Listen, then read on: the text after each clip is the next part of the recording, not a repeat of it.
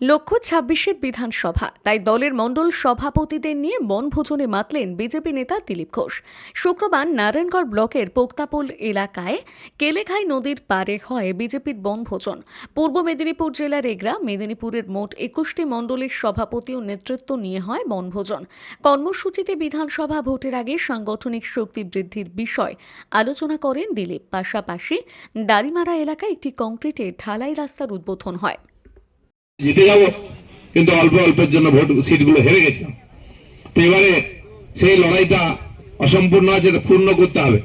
তা আজকে সেই জন্য অনেকদিন পরে আমরা এক জায়গায় এসেছি, খাওয়া দাওয়া হবে, গল্প, মাঝখানে বৈঠক হচ্ছে, জেলা কমিটির মিটিং হচ্ছে, কোথাও মন্ডলের লোকের মিটিং হচ্ছে, সবার সঙ্গে দেখাই হয় না। ঘরের মধ্যে বসে 2 ঘন্টা মিটিং।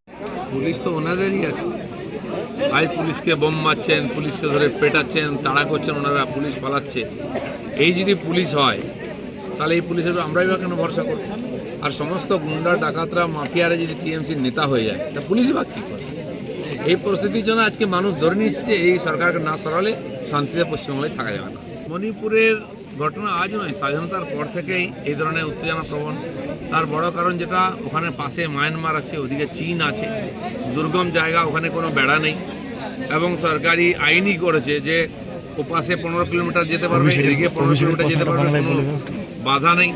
ফলে ওখানে অনৈতিক অনেক কাজ হয়, বিদেশ থেকে অস্ত্রশস্ত্র আসছে, টাকা আসছে, এবং বিস্তীর্ণ এলাকায় হাজার হাজার বিঘা জুড়ে কোকেন চাষ হয়।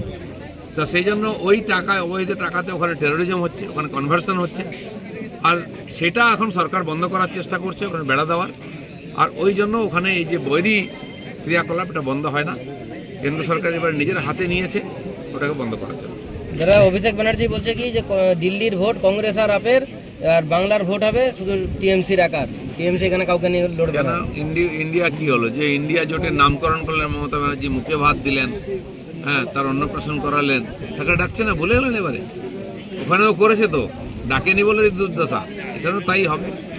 অপেক্ষা করুন, ভয় পেয়েছেন যে দিল্লি গেছে তো বাংলা যাবে, এবারে সেই জন্য এইসব কথা বলছে।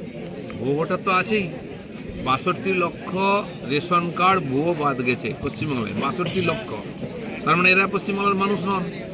তো 62 লক্ষ রেশন কার্ড হলে তো 40-45 লক্ষ তো তার থেকে যারা ভোটার হবে, বাচ্চাদের বাদ দিলে, এত তো আর প্রতিদিন ঢুকছে এখানে, এগুলোকেও বাদ দিতে হবে। এই করে ওনারা জিতে এসছেন, দিন আর সম্ভব নেই। মেদিনী আই কেয়ার, অত্যাধুনিক চক্ষু হাসপাতাল, কেশিয়ারি কৃষক বাজারের নিকট, যেখানে শঙ্কর নেত্রালয় চেন্নাই এবং এলবি প্রসাদ আই ইনস্টিটিউট হায়দ্রাবাদ থেকে ট্রেনিংপ্রাপ্ত আই স্পেশালিস্ট রয়েছেন। সর্বসুবিধাযুক্ত আউটডোর, প্রতীক্ষালয়, জীবাণুমুক্ত অপারেশন থিয়েটার, লাইকা কোম্পানির অপারেটিং মাইক্রোস্কোপ দিয়ে মাইক্রো সার্জারির ব্যবস্থা রয়েছে। অত্যাধুনিক ফেকো পদ্ধতি দ্বারা ছানি সঙ্গে ইন্ট্রাঅ্যাকুলার লেন্স ইমপ্ল্যান্ট অপারেশন করা হয়। অপারেশন লাইভ দেখার সুব্যবস্থা রয়েছে। 10 বেডের পর্যাপ্ত অ্যাটাচ বাথরুম, এসি ও নন এসি কেবিন।